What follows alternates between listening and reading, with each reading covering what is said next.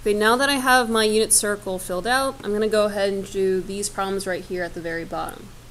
Okay, it says find the following values. Cosine of 0 degrees. So remember, when it's asking for cosine, it's really asking for the x value at 0 degrees. So here's 0 degrees. The x value there is equal to 1. Okay.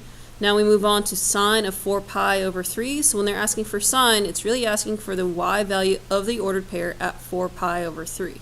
So 4 pi over 3 is going to be in the third quadrant right here. Okay, so the y value there is negative root 3 over 2.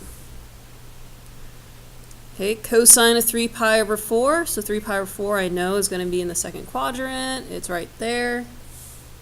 Okay, cosine again is the x value. So the x value at 3 pi over 4 is negative root 2 over 2. Okay. Then they get into tangent, secant, and cosecant. So tangent, remember, is going to be y divided by x. Okay, so 11 pi over 6. 11 pi over 6 is in the fourth quadrant. My y value is negative 1/2. I'm going to divide that by root 3 over 2. Okay. Another way we can remember to do this one is pretty much, if you can remember your reference angle chart, you're looking at tangent of pi over 6. Okay, and that's going to be root 3 over 3, okay? And you got to remember, in the fourth quadrant, tangent is going to be negative, right? But if I were to do this all out, we're going to multiply by the reciprocal of the second fraction, and so then I would get negative 1 over root 3, and I would rationalize. So this would end up being negative root 3 over 3, okay? Secant of pi over 3, so let's take a look. Remember, secant is going to be 1 over cosine, okay? So I need to figure out what cosine of pi over 3 is. So let me go up to pi over 3. Cosine is the x value, so I have 1/2. So secant, all I'm going to do is take that 1/2 and flip it. So it's going to be 2 over 1, or just 2. Cosecant is going to be 1 over sine of 5 pi over 3. Okay, 5 pi over 3 is right here in the fourth quadrant. The sine is your y value.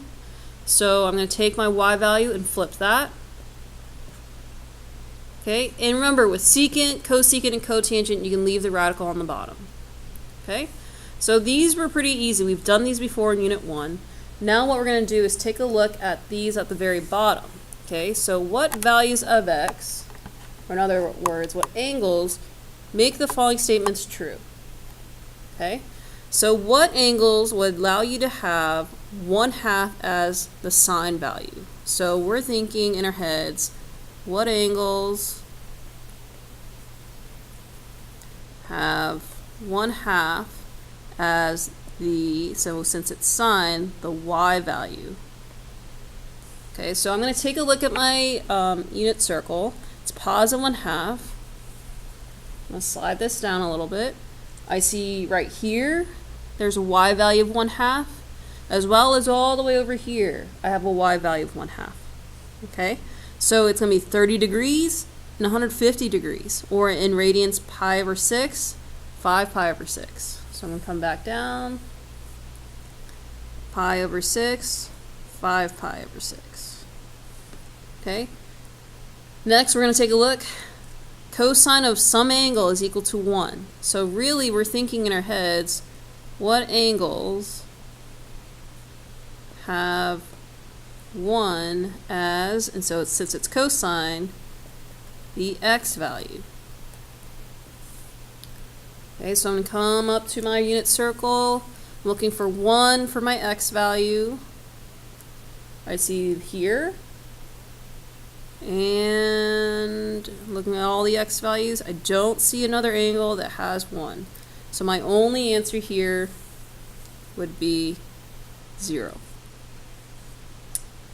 Okay. So I want you guys to try out number 9 and 10 and check your answer on Blackboard.